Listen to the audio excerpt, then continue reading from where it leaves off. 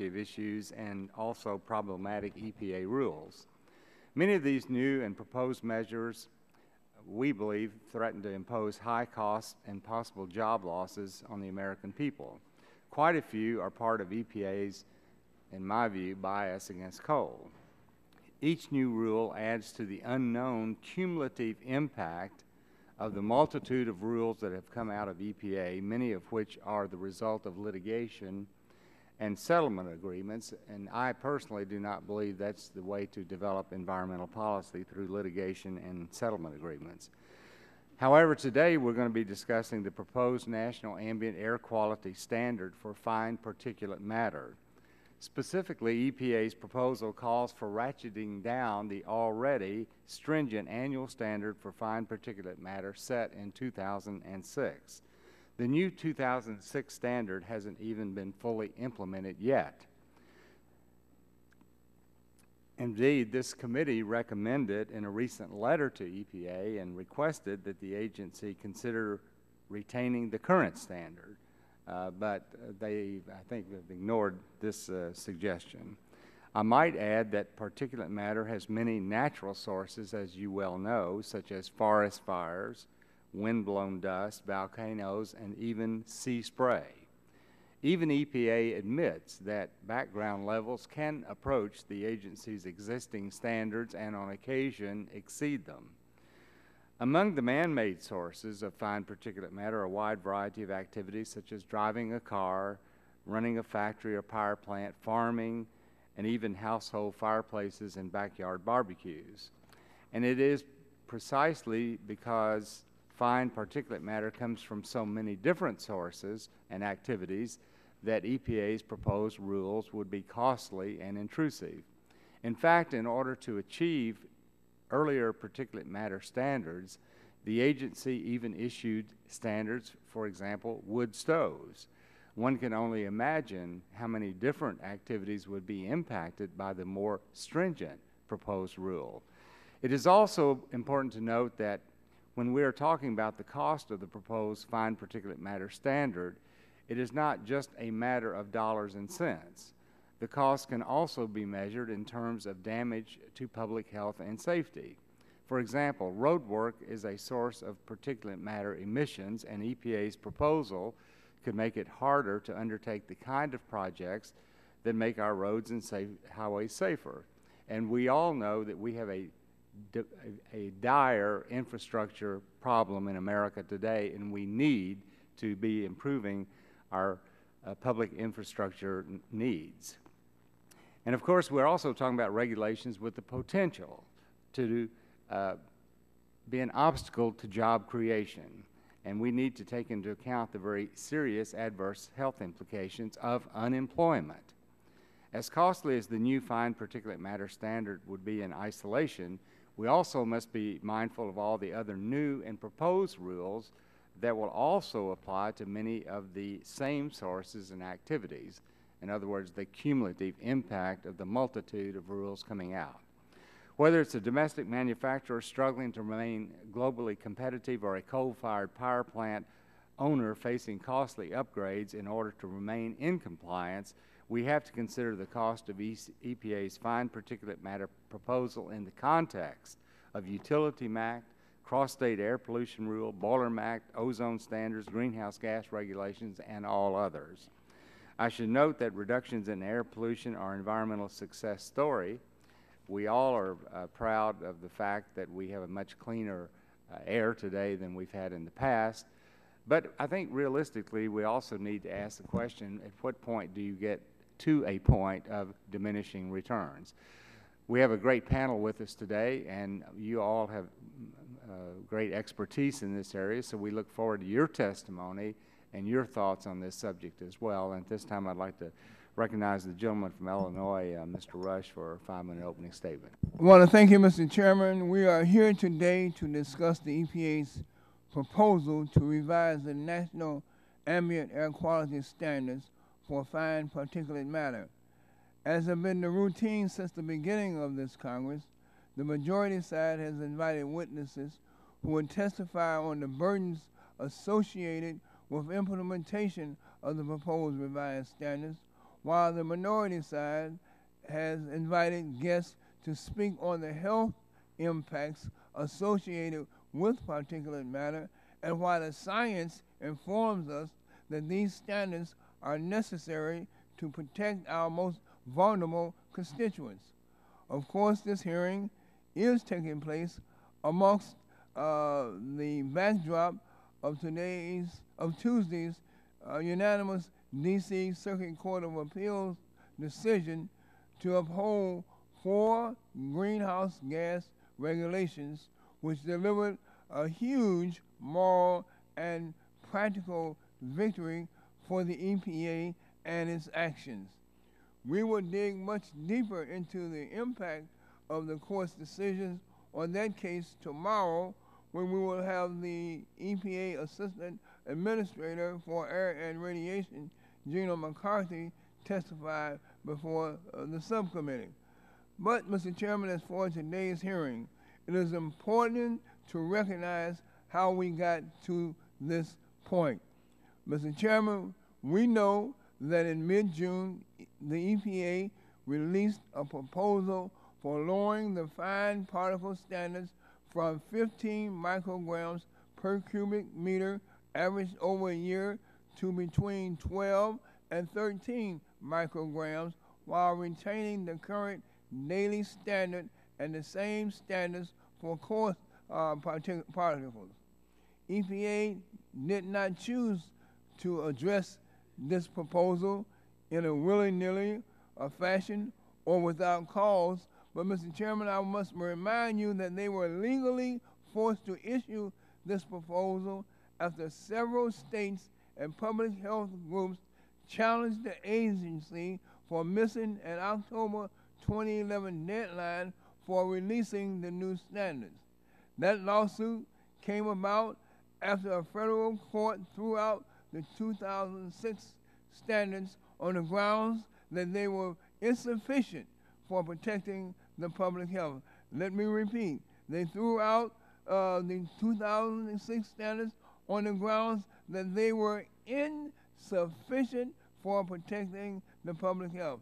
In fact, Mr. Chairman, the science is clear that the EPA must strengthen the national air quality standards for particle pollution, which is made up of microscopic specks of soot, metals, acids, dirt, pollen, molds, and aerosols that are tiny enough to inhale and lodge deep in the lungs where they can cause serious damage.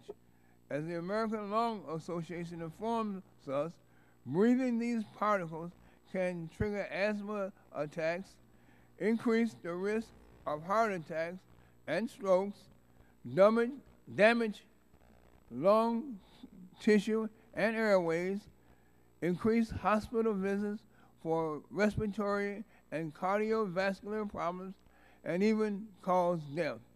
The science also informs us that children, teens, senior citizens, people with low incomes, and people with chronic lung disease such as asthma, chronic bronchitis, and emphysema are especially at risk for being sickened by these particles.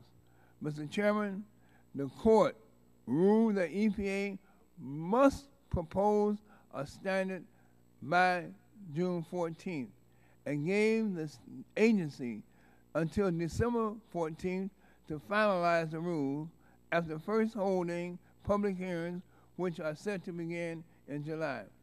So, Mr. Chairman, we're here today in a very familiar position, with the majority and industry representatives arguing that these rules are too burdensome on industry and will cost jobs, while the minority side will stand by the science and those who argue that these rules will take our most vulnerable citizens and will save lives. Mr. Chairman, we acknowledge that you are the majority. However, Mr. Chairman, the majority does not possess the power to hold back the night. You cannot delay or deny the inevitable. With that, Mr. Chairman, I yield back the balance of my time. Thank you, Mr. Rush. And this time I'd like to introduce the members of the panel. We once again appreciate all of you being here, and we look forward to your testimony. We have with us today Mr. Mark Herbst, who is Executive Director of the Long Island Contractors Association, who's testifying on behalf of the American Road and Transportation Builders Association. We have Mr. Bradford Muller, who's Vice President of Marketing for the Charlotte Pipe and Foundry Company. We have Dr. T. Giadotti, who is a Medical Advisory Services, Inc., is with them, and he's testifying on behalf of the American Thoracic Society. We have Dr. Peter Wahlberg, who is a principal in environmental health at the Gradient Corporation. We have Mr. Colin O'Mara, who is Secretary for the Department of NREC for the state of Delaware. We have Dr. Ann Smith, who's Senior Vice President of NERA Economic Consulting.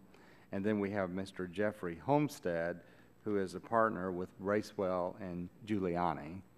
So welcome once again to all of you, and I'm going to recognize each one of you for a 5-minute opening statement, and at the end of that time, then we'll have some questions for you. And I would just note that on the table there are 2 little boxes, and when your time has expired, the little red light will come on, and we're not going to cut you off immediately, but if you go to 8 or 9 minutes, we might. So anyway, thank you for being with us, and Mr. Herbst, you're recognized for a 5-minute opening statement. Thank you, Mr. Chairman, Chairman Whitfield, Representative Rush, members of the subcommittee. I am Mark Herbst, Executive Director of the Long Island Contractors Association, and I'm here today on behalf of the American Road and Transportation Builders Association, where I serve as the chairman of the State Council of Executives. ARTBA, now in its 110th year of service, provides federal representation for more than 5,000 members drawn from all business sectors of the U.S. transportation construction industry, public and private. Our industry generates more than $200 billion annually in U.S. economic activity and sustains more than 2.2 million American jobs. We appreciate this opportunity to discuss the Environmental Protection Agency's recent decision to recommend tightening the Federal Clean Air Act standards for particulate matter. At the outset, please know that we share your interest in assuring that all Americans can both breathe clean air and are able to be part of a sound and stable economy. With this in mind, it is essential that all parties involved in this proposal recognize any tightening of the PM standard would increase the number of counties that do not comply with federal standards.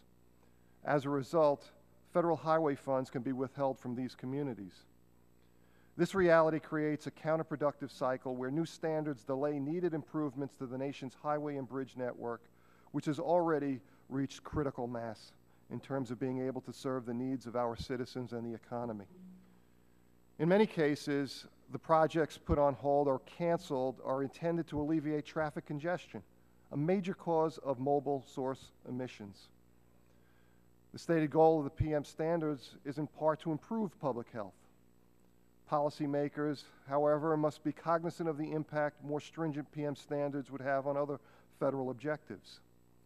Nearly 32,000 people die on U.S. highways each year, and many federal aid highway improvements are intended to address safety issues. As such, EPA's recommendation to tighten PM standards clearly emphasizes one public health threat over another. States and counties need predictability and time to develop transportation plans which achieve PM reduction and create jobs. Adding a new layer of requirements on top of existing standards that have not been fully implemented only complicates these ongoing efforts.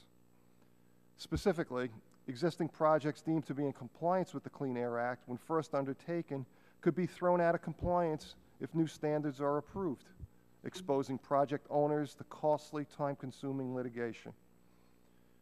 It should be noted that the committee's examination of EPA's proposed PM standards is particularly well-timed as it coincides with efforts to complete the long-overdue reauthorization of the Federal Surface Transportation Program.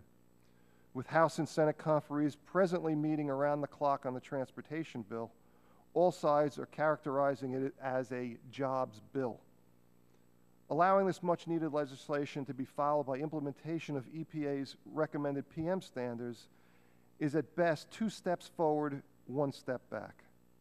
Providing resources and important policy reforms to help states deliver critical transportation improvements, while at the same time allowing EPA to greatly reduce the areas where transportation projects can move forward, actually undermines the goal behind the Surface Transportation Bill. It is ironic that members of both chambers and parties have made streamlining the environmental review and approval process for transportation projects a priority of the transportation bill. Yet few talk about the EPA's PM proposal will severely disrupt the very process they are trying to make more effective. Essentially, while any streamlining reforms in the reauthorization bill could save years during the project delivery process, the EPA's proposed PM standards would severely restrict the opportunities states have to take advantage of these reforms. Rather than implement tighter PM standards, EPA should focus on fully implementing the current standards that are already producing improvements in U.S. air quality. Mr. Chairman, Ranking Member Rush, members of the subcommittee, ARTBA deeply appreciates this opportunity to present testimony to you on this important issue.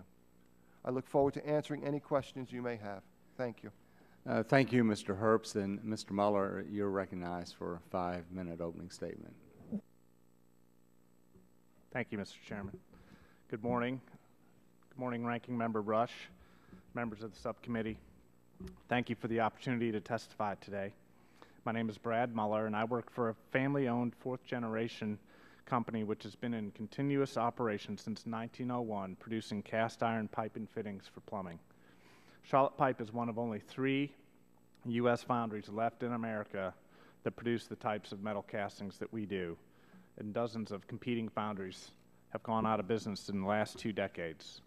We employ 450 associates at our foundry, Mr. Chairman, many of whom have been there for decades. In recent years, Charlotte Pipe and the entire metal casting industry has been hard hit by this recession. Despite a massive loss of sales, we have not laid off any associates, sacrificing our profitability to keep our people working. Today, I have the privilege of speaking on behalf of not only our company's associates, but also other domestic foundries as part of the American Foundry Society, our industry's trade association, which has more than 8,500 members in every state. We are alarmed, Mr. Chairman, by a wave of new regulations that EPA is imposing that you documented earlier. As an energy-intensive industry, we are significantly impacted by increased electricity costs and reliability issues that will result from these regulations. Of particular concern are EPA's new mercury and air toxic standards for coal-fired plants, known as Utility MACT. The rule requires major overhauls of power plants around the country and is forecasted to result in double-digit increases in electricity prices in at least 30 states. On the heels of the Utility MACT, EPA proposed in March the first ever greenhouse gas standards for power plants, a rule that will effectively ban new coal-fired plants in this country and could threaten existing coal-fired generation. According to a study conducted by NERA, the combined estimated cost of the 2012 EPA regulations is a staggering $127 billion. In addition, Mr. Chairman, the EPA has failed, as you noted, to consider the cumulative impact of its power sector regulations on grid reliability. So far, more than 140 coal-fired generating units in 19 states have announced they will retire by 2015, creating volatility within the electric grid if steps are not taken to balance the retirements with new capacity. EPA recently announced a proposed rule that would increase the stringency of the NAAQS standards for fine particulate matter. The more stringent PM 2.5 standards will bring additional costs for existing foundries and create huge hurdles to permitting for expansions and new plants, the exact situation that we encountered. A few years ago, Charlotte Pipe bought a significant amount of land in Stanley County in rural North Carolina with the intention of building a new state-of-the-art high-efficiency foundry and closing our current location in downtown Charlotte. After we drew up plans for the facility, we submitted our air permit for review. State regulators eventually told us that while previous air dispersion models only had to account for filterable particulate, New air permits now require condensables to be included in the total PM 2.5 emissions, making the standard that much more difficult to meet. This permitting change, combined with EPA's intention to lower the standards, made it impossible for us to build a new plant. In our case, naturally occurring levels in rural North Carolina, where we were going to build the foundry, were at 12.8 parts per billion, higher than EPA's lower end of the range, proposed range. Instead of the 450 acres we bought, Charlotte Pipe would need 4,500 acres to comply with the new standards. A new plant would have brought 1,800 jobs, including about 1,000 permanent new jobs, to what is currently a depressed area of rural North Carolina. The tax benefit of constructing and opening a new foundry in Stanley County was estimated to be about $70 million over the initial 4-year period, with $17 million each year thereafter. Charlotte Pipe understands and supports the need for reasonable regulations to protect the environment, worker safety, and health. But the continued ratcheting down of emission limits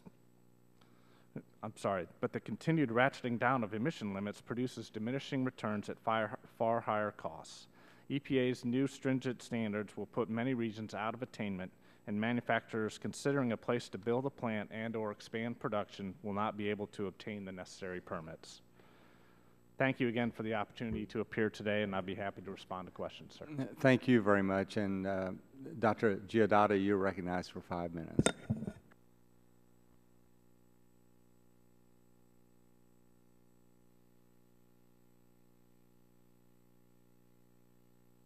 Would you put your mic just a little bit closer? Excellent. Thank you for this opportunity.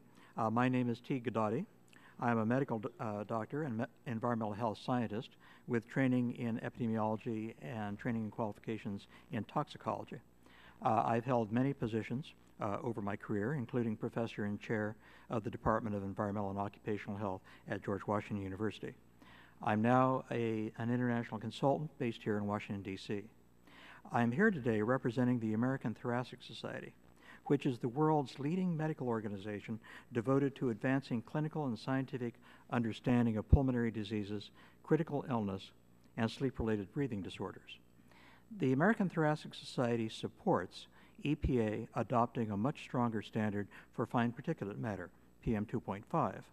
First, on the grounds that revision of the standard will be protective of human health. And second, on the grounds that the scientific evidence accumulated by EPA is sufficient and compelling to justify a move to a more protective standard at this time. The ATS recommends an annual standard of 11 micrograms per cubic meter, combined with a 24-hour standard of 25 micrograms per cubic meter.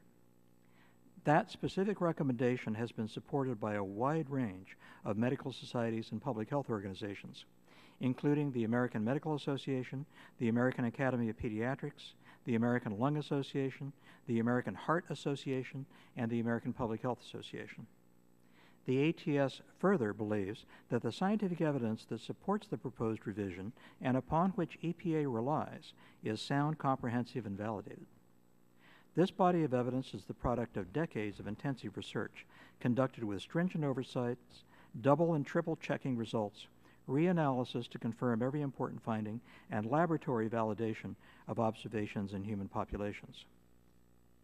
Hundreds, probably now thousands, of studies in the United States and around the world have confirmed that elevations in fine particulate matter are associated with an increased risk of premature death, cardiovascular disease, hospitalization for respiratory and cardiovascular diseases, and respiratory symptoms within days of the exceedance. A number of very large studies in the U.S. and around the world have looked at the long-term health effects of ambient particles. These studies have provided firm evidence linking long-term exposure to ambient particulate matter and all-cause mortality, cardiovascular mortality, and non-fatal cardiovascular events. The impact of particulate air pollution on life expectancy, in a word, is substantial.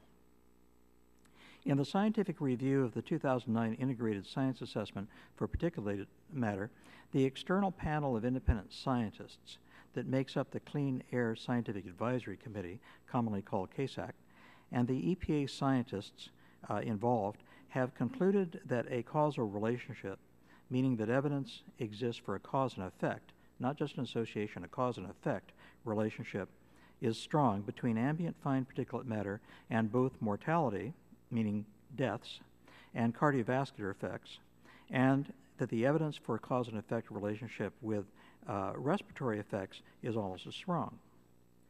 These conclusions were reached following a rigorous review.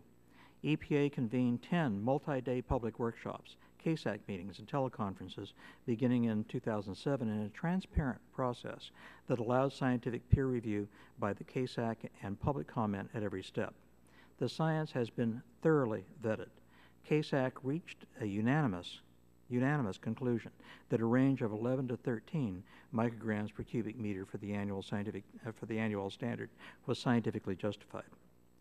In epidemiology, there are guides to whether an association is likely to be causal or non-causal, meaning that the true cause may be indirect because it acts on both the risk factor and the outcome, or that it may be spurious. All of these criteria have been abundantly satisfied in the case of fine particulate matter, and there has been equally strong confirmatory and mechanistic evidence derived from toxicology, from animal studies and human volunteer studies, and laboratory studies that now show us why this is happening and give us a window on the mechanism of why these things happen. These scientific studies have linked particulate matter exposure to problems including aggravated asthma in children, increased emergency department visits, stroke, heart attacks, more frequent deaths and second heart attacks from people who have already had one, and hospital admissions. It also demonstrates that the situation is worse for certain parts of the population, such as children and teenagers, the elderly, and people who already have cardiovascular disease. Congress built into the Clean Air Act an orderly, systematic process for the regular review of scientific evidence related to the health effects of air pollution. The American Thoracic Society strongly supports the authority of the EPA to periodically review and update the air quality standards as mandated by the Clean Air Act. The evidence of harm from particulate matter pollution underscores how important it actually is for EPA to review and adjust health standards on an ongoing basis, and ATS believes that Congress should continue to allow them to do so. Thank you. Thank you. And Dr. Wahlberg, you're recognized for a 5-minute opening statement. Thank you, and good morning to Chairman and members of the committee. I appreciate this opportunity to speak. I'm Peter Wahlberg, principal at Gradient, an environmental health consulting firm in Boston. I've worked for many years in public health and inhalation toxicology. For about a decade, I was a faculty member at the Harvard School of Public Health. I was a member of the National Academy of Sciences panel that looked at the public health benefits of air quality regulation. I've testified before the Clean Air Science Advisory Committee. And today I'm testifying about the toxicity of airborne particulate matter, which I'll call PM. And what I point to are the critical role of experimental science in evaluating the PM health effects. And I do this because I believe the EPA's health effects analysis of PM relies too heavily on statistical associations per se, and EPA undervalues the role of laboratory science in helping understand the toxicology of PM. Our scientific knowledge is based of health risk is based on 3 legs of evidence. One leg is statistical, epidemiology. Another leg is clinical data and experimental studies with lab animals. And the third leg is understanding biological mechanism. If any legs are weak or missing, as is in the case of ambient PM, at the levels of the PM standard, the reliability of our knowledge is compromised. Experimental science calls into question EPA's forecasts of harm, such as death, caused by small increments in PM levels at concentrations close to the present-day standards. That is, neither data from lab animals inhaling PM nor human clinical data validate a causal basis for the statistical associations between PM levels and mortality that are reported by some of the observational epidemiology studies. Moreover, toxicologists have studied the chemicals that constitute PM in outdoor air, and no one has found an ambient PM constituent that is life-threatening when breathed at levels that we encounter outdoors. Remember that in human responses to chemical intake, it's the dose that makes the poison. And with regard to mechanistic support, EPA does not provide a sequence of recognized biological events whereby low levels in the range of 12 or 13 micrograms per cubic meter of outdoor PM will lead to death or effect serious enough to cause hospitalization. On a more practical side, EPA's health harm projections for PM, which are based on statistical associations, are contradicted by the health of people in dusty occupations, where worker studies show that at levels of PM considerably above ambient PM levels do not show increased mortality rates in those worker populations. Likewise, in our own everyday experience, we all breathe elevated levels of PM in our homes, cars, personal activities such as lawn mowing, raking leaves, barbecuing, vacuuming, sitting by a fireplace. The PM levels we breathe are vastly higher than the PM in typical outdoor air, and although of short term, these elevated levels contribute significantly to our annual and lifetime PM dose. And EPA does not make it clear that according to their own health harm projections for PM, these indoor levels should be vastly more harmful than outdoor PM. EPA relies on statistical associations between central monitor PM levels and population mortality rates, but such correlations cannot establish causal links. The computer models required to uncover these PM mortality correlations require many assumptions and adjustments. The results you get depend on the model you use, how you set it up, and how many different tests you run. It's not possible to correct for many non-PM air pollutants as well as non-pollution factors that may confound these PM associations. This model dependency is a known problem and has been pointed out in numerous publications. Many unknown factors can affect population mortality rates. For example, studies have shown that population mortality is correlated with calendar date, day of the week, stock prices, weather, or outcome of sports events. And yet we wouldn't think of outlawing certain calendar dates or the Super Bowl on the basis of these associations, which are quite consistent. Even if we restrict our attentions to statistical studies per se, there are unexplained inconsistencies in reported PM effect factors across urban areas, with no PM risk being reported for many cities, leaving uncertainty as to whether lowering the standards will truly yield health benefits. And EPA does not explain or delve into why these no effect or inconsistent findings should be disregarded in favor of those studies that do show small effects. In summary, EPA's statistical approach is fraught with numerous assumptions and uncertainties, and EPA does not provide experimental evidence and laboratory science to support PM causing death and hospitalizations at levels below the current standards. Moreover, since EPA admits they have no understanding of which PM constituent or which PM chemical they believe causes the deaths they predict, does it really make sense to lower the standards without such more specific information? Thank you for the opportunity to speak, and I welcome your questions and comments. Well, thank you, Dr. Wahlberg, and Mr. O'Mara, you're recognized for 5 minutes. Thank you, Mr. Chairman, Ranking Member Rush, members of the subcommittee. My name is Colin O'Mara. I serve as the Secretary of Energy and Environment for the state of Delaware, and it's my pleasure to be with all of you today. The proposal that we're discussing today is measured, it's based on sound science, it's technically feasible, it's cost effective, and it's been a long time in the making. The PM 2.5 NAAQS currently in effect includes an annual standard of 15 micrograms per cubic meter, which was promulgated in 1997. And then in 2006, the 24-hour standard of 35 micrograms per cubic meter was established. As a result of litigation, the U.S. Court of Appeals for the District of Columbia remanded the 2006 annual PM2 standard, 2.5 standard, to EPA because the agency at the time failed to explain adequately why the standard provided the requisite protection for at-risk populations, including children. When it became clear that EPA would fail to meet its promised deadlines to the court, many of the plaintiffs, including the state of Delaware and several other states, and the American Lung Association, filed mandamus petitions in the D.C. Circuit in November 2011 on grounds that EPA had unreasonably delayed responding to the remand order from 2006, and the court then ordered EPA to respond. EPA has now proposed its response, concluding that the PM 2.5 standards established in 2006 are indeed insufficient to protect public health, as required by the Clean Air Act, and that the proposed revisions are warranted to provide the appropriate degree of increased public health protection. This proposed action by EPA is both a legislative and court-mandated requirement that is long overdue and necessary. Peer-reviewed science clearly supports EPA's action. In December 2009, EPA published an analysis of the particulate matter-related peer-reviewed health science literature in its Integrated Science Assessment, the ISA, which concluded that the epidemiologic, controlled human exposure, and toxicological studies each provide evidence for increased vulnerability of various populations, such as children, older adults, people with pre-existing diseases, and lower-income individuals. In June 2010, EPA then published its quantitative health risk assessment for particulate matter to quantify exposure and risk. This analysis estimated that between 63 and 88,000 premature deaths each year are related to PM 2.5 exposure.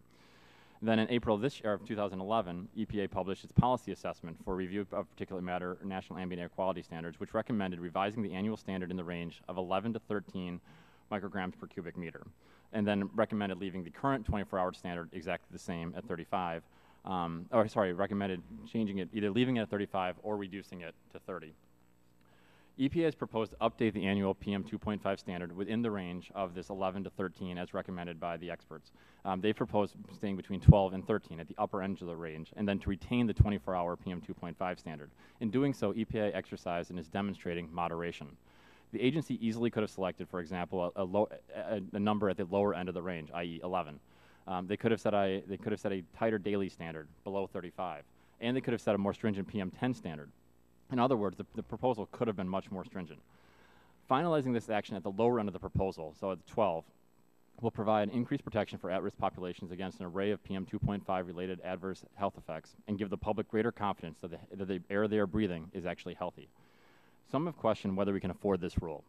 Even though EPA is statutorily prohibited from considering the cost of implementing the NAAQS, they have conducted a regulatory impact analysis which provides the potential costs and benefits of several different alternatives.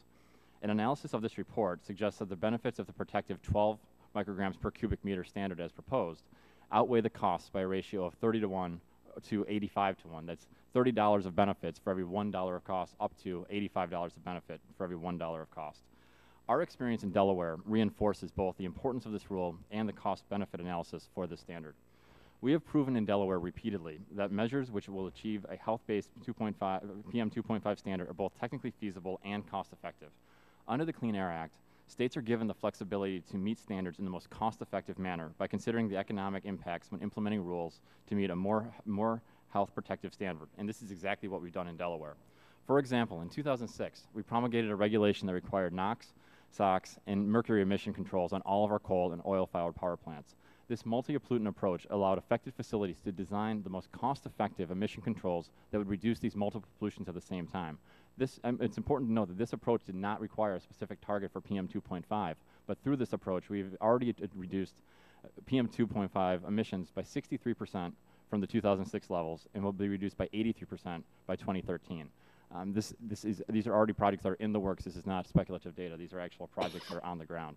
We've worked with some of the largest companies in Delaware, including NRG, Calpine, PBF, DuPont, Purdue, Mount Air, Everest Steel, and Croda to reduce their emissions, including PM2. We've seen dramatic decreases across several sectors.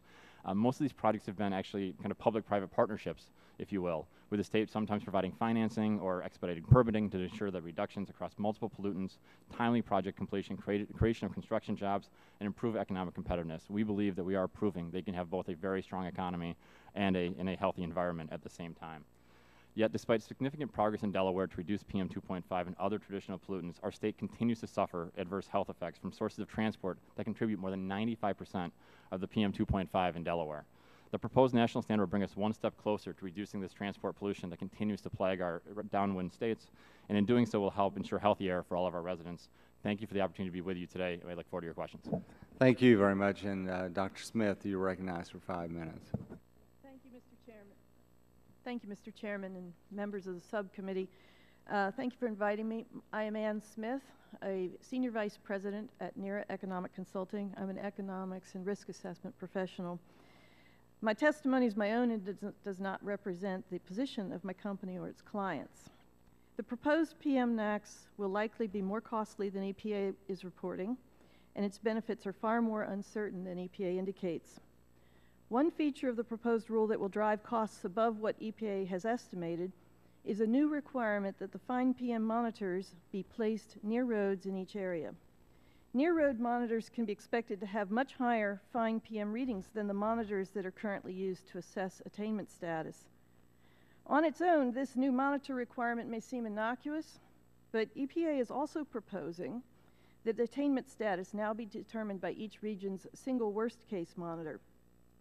That worst case reading is likely to come from the newly placed near road monitor. So any NAAQS level, including the current NAAQS level, if it were still in effect, will become much more difficult to meet as a result of these changes.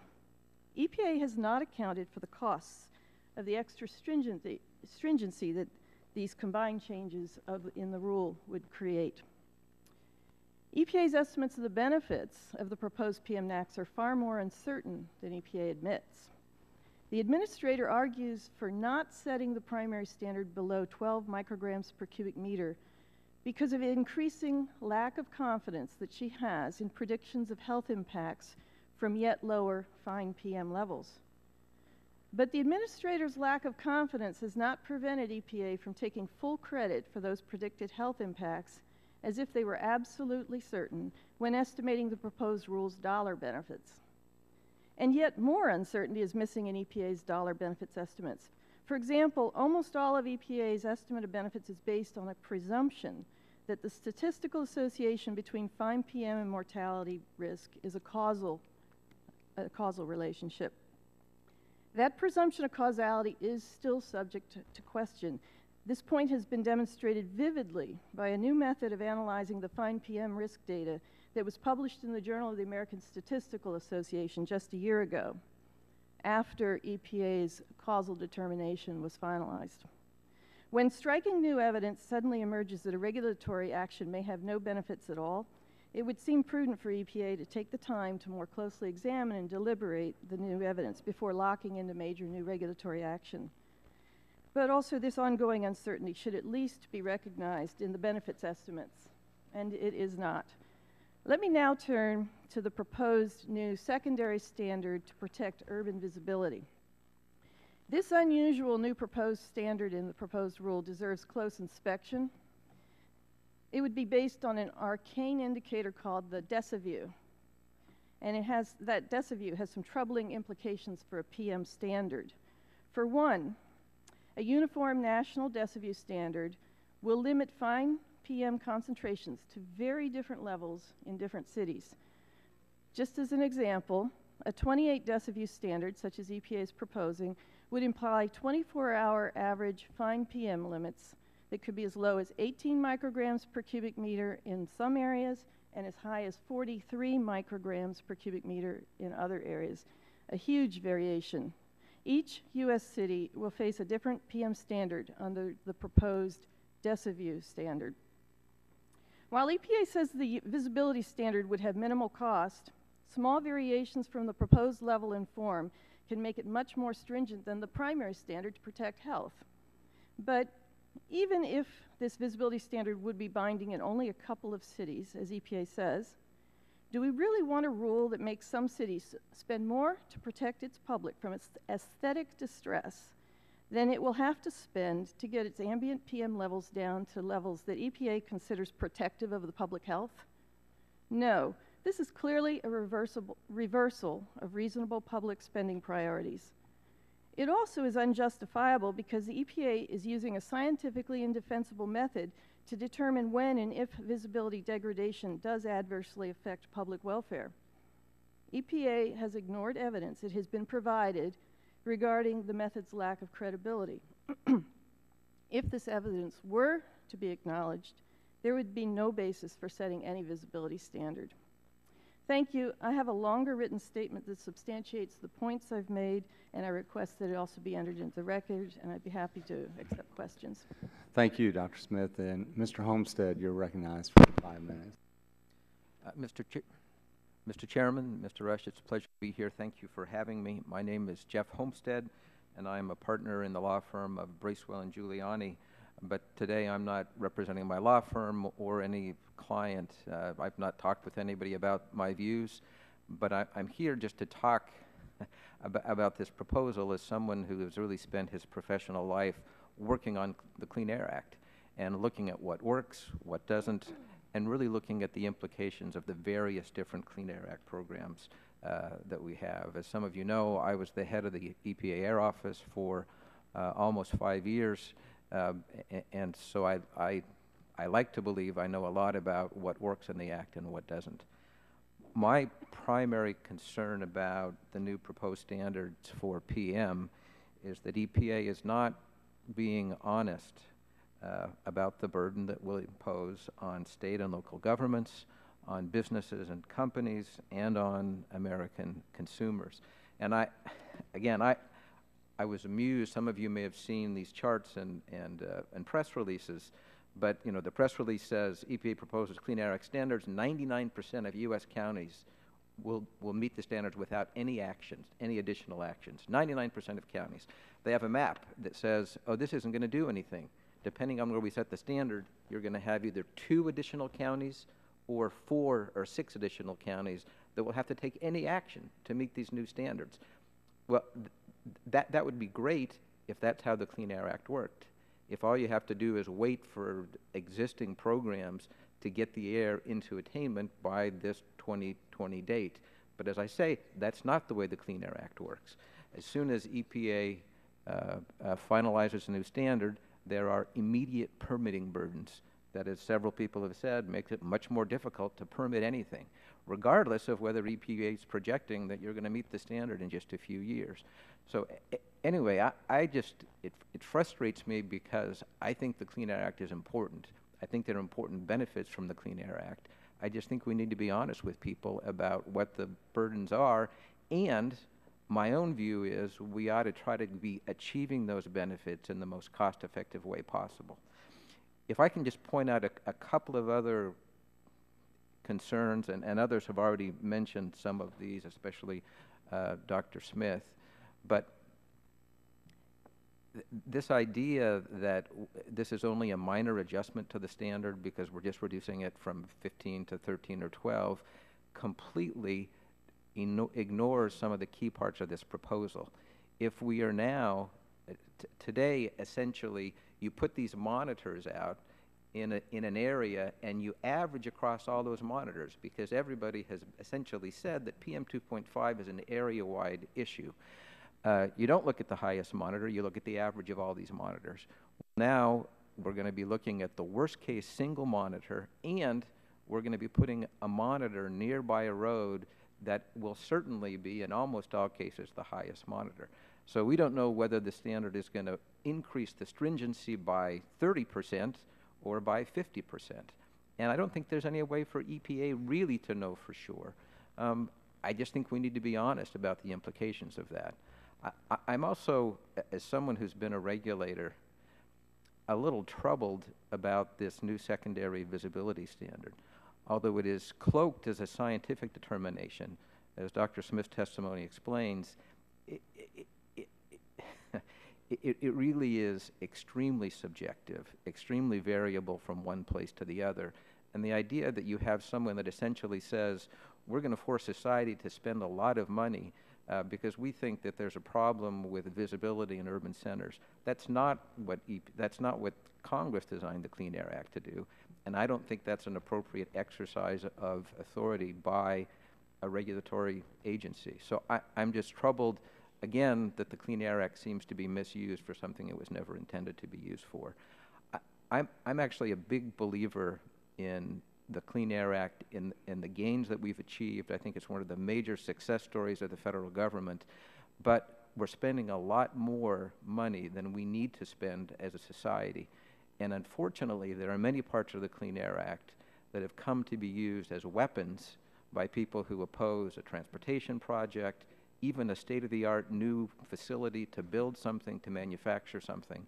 And I think it's time that we were honest with people about the implications of this, and that perhaps we look for a more effective ways to achieve our Clean Air Act goals.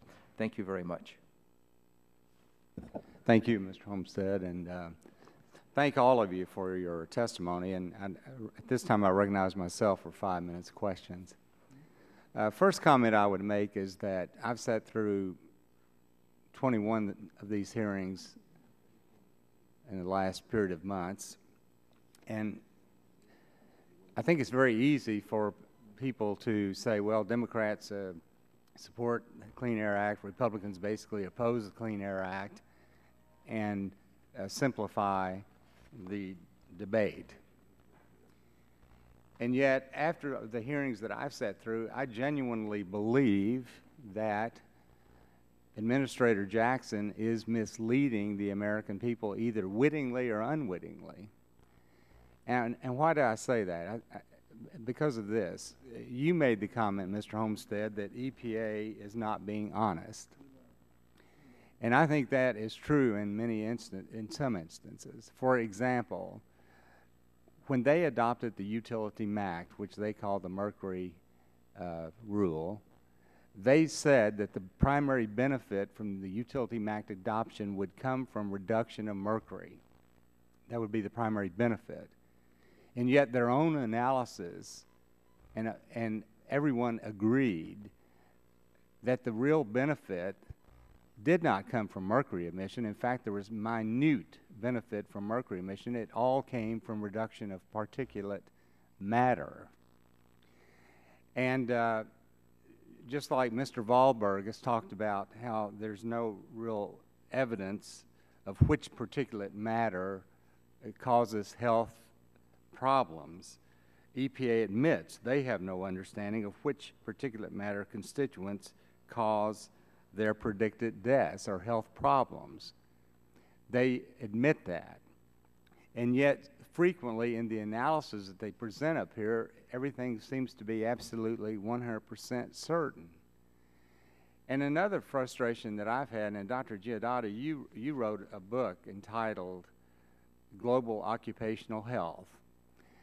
And I haven't read all of it, but I read parts of it and think it's very good. But you made the comment, employment is one of the most significant determinants of health, even though it is not a typical work-related hazard.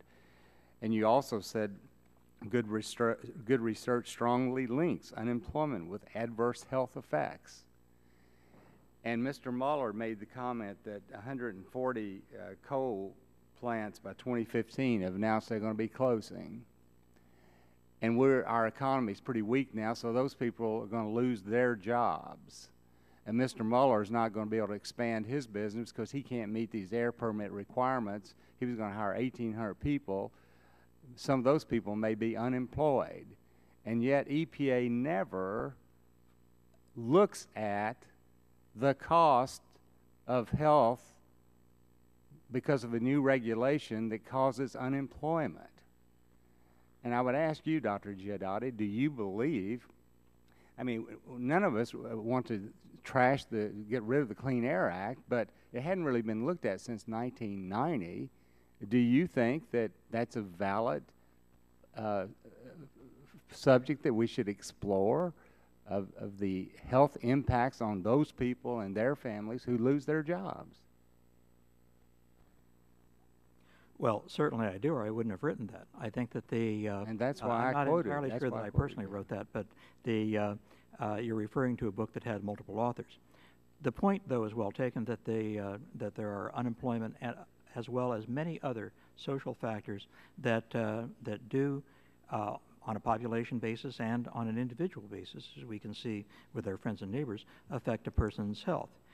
Nothing affects a person's health as badly, though, as having a disease. And well, let me just interrupt a minute. And I mean, I agree with you that they have diseases, but people who don't have access to health care get diseases also. So I don't want to argue the point. I'm just saying that I think it's a mistake that they not at least explore the impact of loss of health care on people who lose their job because of these regulations or are not able to get a job. Mr. Chairman? May I respond? Who said that? Mr. Chairman. Oh, yes, yes. I'd just like to reinforce, when we look at climate change, the justification for the Clean Air Act and climate change was that the disruption of economies around the world would affect humans and human lives, and that basically the major health impacts of climate change was economic chaos that was created for it. It's interesting that it was able to be applied to climate change issues, but not based on the economic impacts of regulation. It was sort of like a double standard because we looked at the economic impact of climate change, but we sort of say that it's sacrilege to look at the economic impact of regulation. Isn't there an inconsistency there? Well, my time's expired, and thanks to the gentleman from California, I'm going to get 20 seconds back from you now. This time I recognize the gentleman from Illinois, Mr. Rush. Dr. Godotti, a lot of statements have been made this morning, and you heard many of them.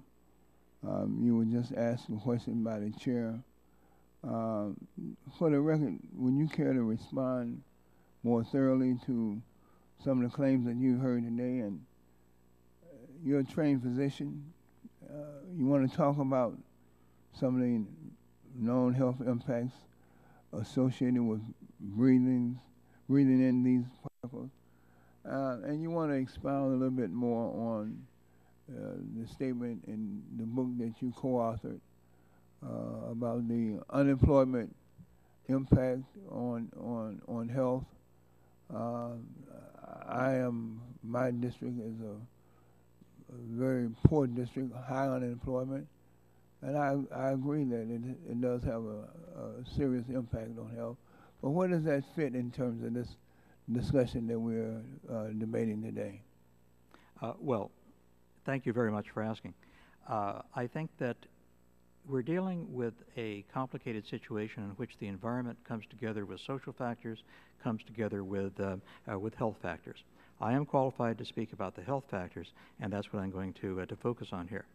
I think that the productivity and the continued future of sustainable health and economy in this and any other country depends on having competitive technology, and increasingly that means clean technology, and it also means having a healthy workforce, a workforce that is sick, a workforce in which disabled individuals can't work because their health is further impaired by environmental factors, people who are at high risk of death that would be entirely avoidable and would be if they were sufficiently protected, and people who are present at work but aren't able to focus and aren't able to work at full capacity because their diseases like lung diseases and like allergies are made that much worse, are also a strong break and a strong resistance to full productivity. So I don't think that this is an easy issue of employment, unemployment, and trade-off between health and employment.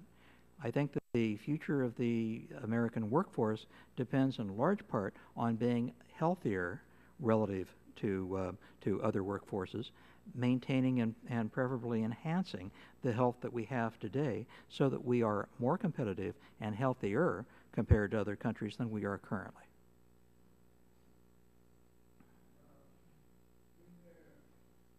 Is there a scientific basis for the EPA's proposal for lowering the fine particle standards from 15 micrograms per cubic meter average over a year to between 12 and 13 micrograms? Yes, and thank you for asking. Dr. Valberg referred to a three-legged stool, and I think that we can, with its acknowledging that it has drawbacks, I think that we can talk about that three-legged stool in terms of the epidemiologic evidence, which has the one overwhelming benefit in that it tells us about human beings. And the evidence there is overwhelming. I mentioned the guides to assessing statistical evidence as being likely to be causal. They are completely satisfied and indeed overwhelming in the case of fine particulate matter. If you look at toxicology, however, toxicology is the science of poisons and the effects of external agents on the body. And we have very strong toxicological evidence that fine particulate matter is disproportionately toxic to the human body. And because of the third leg of the stool, which has to do with biomedical and laboratory research, we now have a pretty clear idea of why. And we know, for example, that ambient fine particulate matter in the outdoor environment is not necessarily the same particulate matter that we have in the indoor environment. that the toxicity of these fine particles depends on the size and the distribution, and I've got to come back to that because that's a truly critical factor. Their composition, and we now know that those fine particulate particles that include metals are far more toxic than others, and they're more likely to include metals when they're ambient. And atmospheric transformation, because there are processes in the environment that actually change the particles, change the chemical composition as they age in the atmosphere. Size is particularly important because the tiny particles we're talking about, so much lower than the size of particles that in some of the studies that Dr. Valberg was alluding to earlier, get into places in the body that the larger particles don't. And that means that the dose that the cell sees, the dose that the tissue sees, is a lot higher than the dose that's delivered, say, in an experimental study or that's measured outside. So it's a size distribution, composition, and atmospheric transformation are critical factors that you simply don't see in the indoor air pollution. Gentleman's time has expired. This time recognize the gentleman from Virginia, Mr. Griffith, for 5 minutes. Dr. Gudotti, let me pick up a little bit there. If I follow your reasoning, if there's a scientific basis to establish that people who have allergies or lung diseases may be adversely affected, then the EPA under the Clean Air Act should take action against the offending items. Is that your testimony? No, I think that's an extrapolation of my testimony. I think that... Was it accurate? The reality... What's that? Is it accurate, yes or no? Could you repeat it?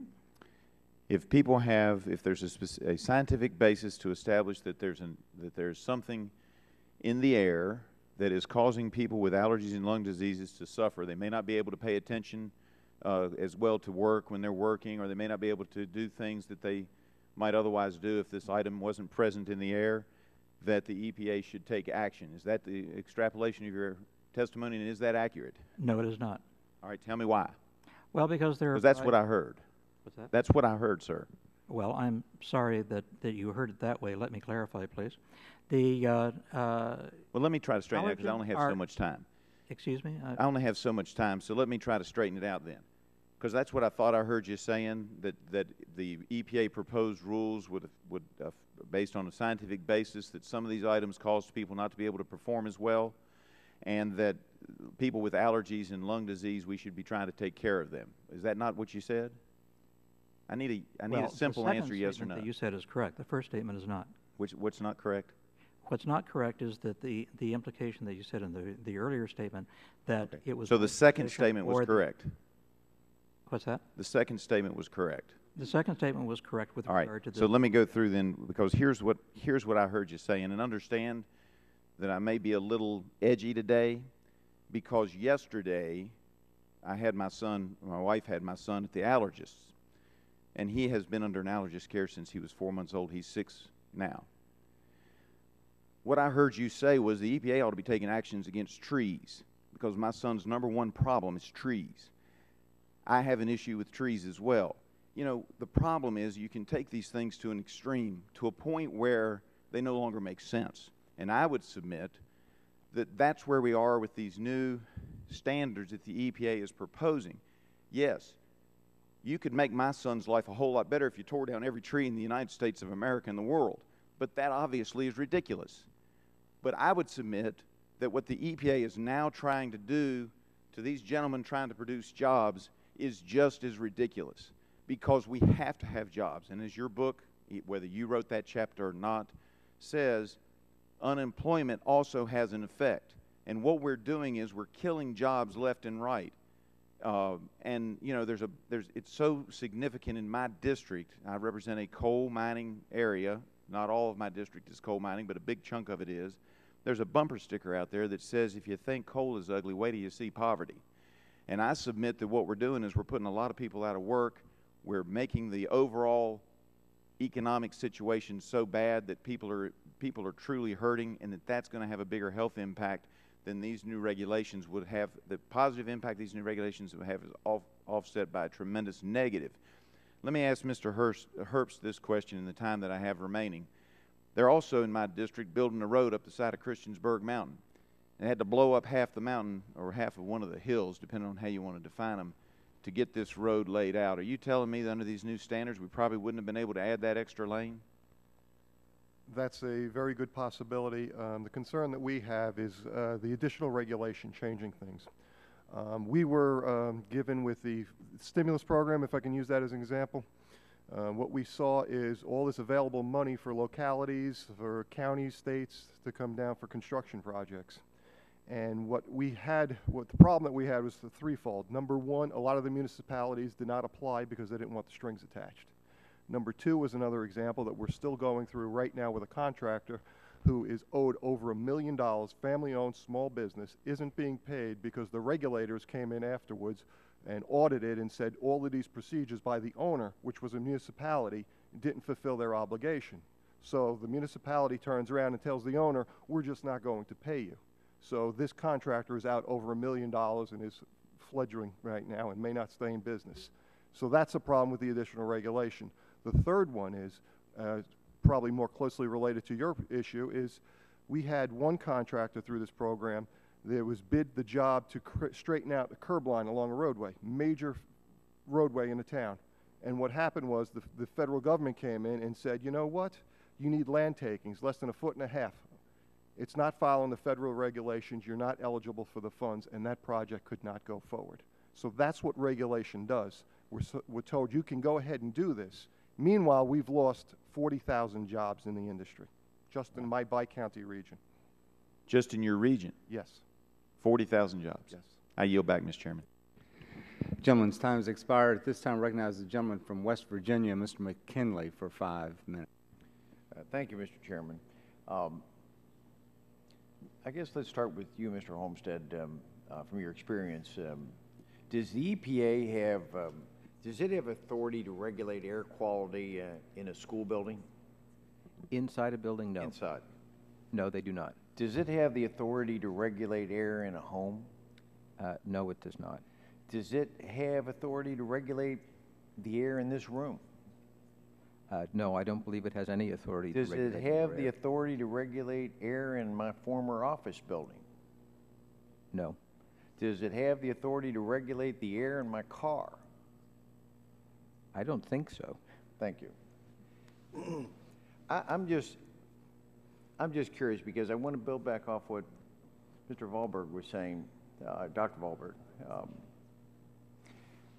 And what we've heard here over the last 18 months of my term here in Congress has been about air quality, and I've struggled as an engineer, one of just 2 of us in Congress, to see how we differentiate between indoor air quality and outdoor air quality. When we talk about the diseases that people are coming down with, how have we, maybe Dr. Wahlberg, maybe if you could explain, how do we differentiate that when someone has an asthma attack, why is it that some folks in this chamber will say it's caused by outdoor air, but 90% of our time is spent in indoor air?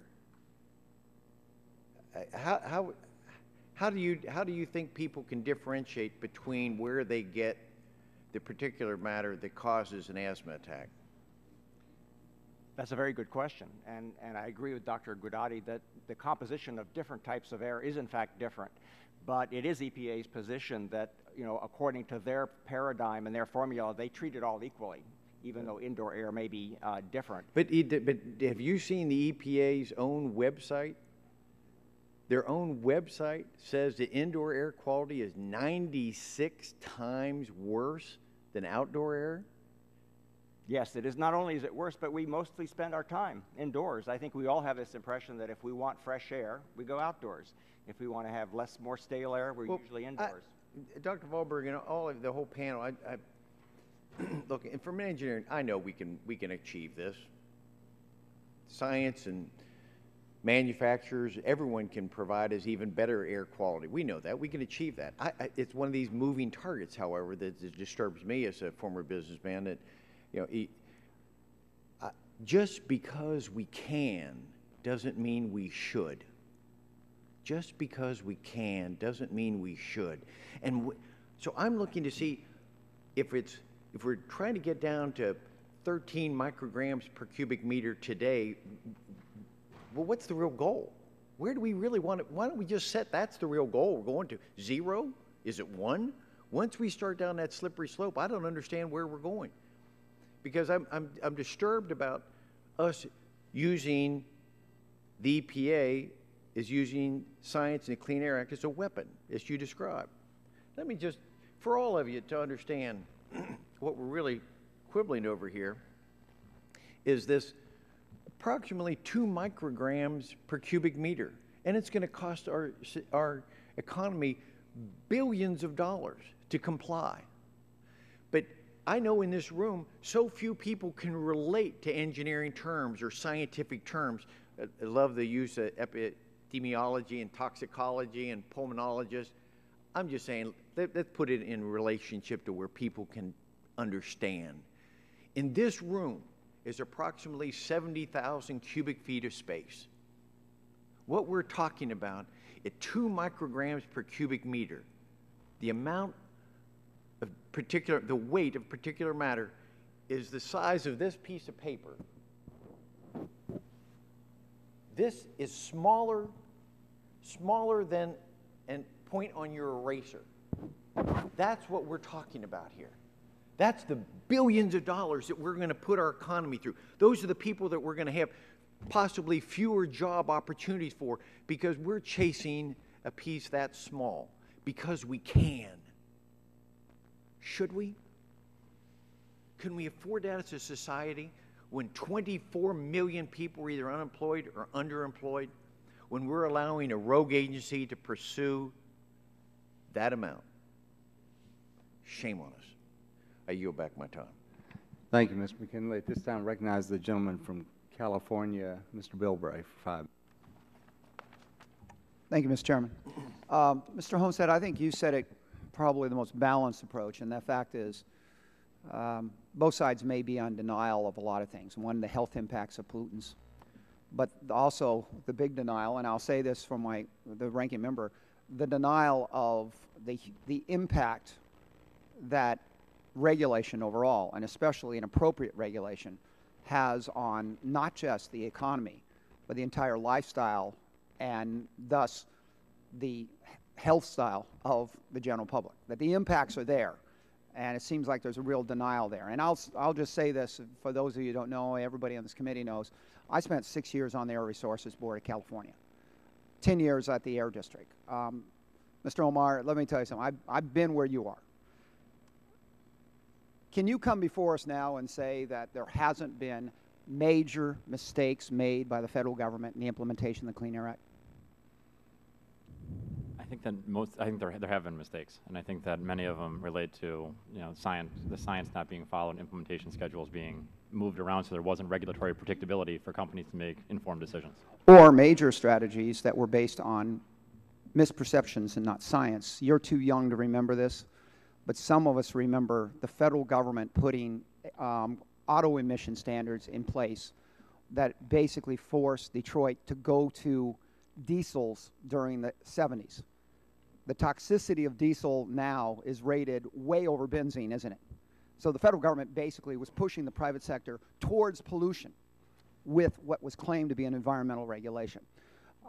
Anybody here wants to stand up for the 1990 amendments to the Clean Air Act? Anybody here want to say that was a great idea? Well, there were certainly parts of them that were. Parts of it. Yeah. But the oxygenate mandate, the mandate that we put ethanol and MTBE in our fuel stream, we knew in California within months, we tried to say, federal government, stay out of this. Now, the science might have been flawed, but what I saw was more the politics was flawed. Wouldn't you agree that there was forces that claimed to be environmentally driven, that were driven by economic greed and the use of getting the federal government to force the general public to use products that they would have a monopoly on? Mr. O'Malley, wouldn't you agree with that? Yes, and I agree with Mr. Homestead. I think the vast majority was a very good bill, but I think there were individual sections that were special interest. And would you agree that the mandate for MTBE and ethanol was an environmental mistake? We have concerns about the ethanol mandate today as well. Okay. So my point being is that there's a lot of people that wrap themselves up into a claim of environmental strategy that does not reflect good science. Then there's other agendas, and these hidden agendas what I get upset about. While we're talking about reducing stationary sources here, and I'll tell you something, the secondary visual issue with me, that boggles my mind, because nowhere in the debate or discussion of the Clean Air Act did people talk about aesthetics. We talked about the public health. Would everybody agree that public health, protection of children, that was, wasn't that the selling point of the Clean Air Act to the people and to the Congress of the United States? Either one of your doctors. It was the health issue, right? Correct. Okay. Now we've got what appears to be mission creep. That, well, while we're doing this, why don't we set this, and why don't we use this, and why don't we use this? And we forget about where it comes down to. This is where we get down to the gentleman at the end. How often, when you're looking to build a road, does your air district require that we consider the environmental impact of the no project option? If you don't build that extra lane, what is going to be the congestion that is going to increase the pollution? How much weight under existing law does the no project option given when you consider it? Because I know they darn well make you look at the emissions while building that lane, but how much do they look at the benefits of reducing congestion? It's relatively limited, the congestion reduction in most of the projects. The no-build option, they consider it, but it's really when they look at the air quality, because that's not really a major issue for us, and that's something that we advocate, because if you indeed want to create cleaner air, you have to remove the congestion. But people on the other side say you're expanding the highway system. I would say this, and I'll say this to the both sides of the aisle and the leadership here.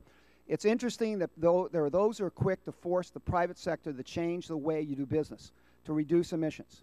But when you've got major universities then studies showing government inappropriate traffic control could be as high as 22% of auto emissions. This is someplace that federal government, Democrats and Republicans, ought to recognize that the sin of omission, they're requiring the private sector to do a lot of things, but allowing the government to continue to force Americans to pollute and burn fuel they don't have to, and ignoring the government's impact on pollution, to me shows we have no credibility on this issue. It looks like we're more anti-business than we're pro-environment, and I think we need to change that. I yield back, Mr. Chairman. Gentleman's time's expired. I want to thank the panel for joining us today. We appreciate your testimony. We've read all of the testimony, and your insights have been quite helpful. And with that, we will adjourn this hearing, and we'll keep the record open for 10 days. So thank you all very much, and that will adjourn today's hearing.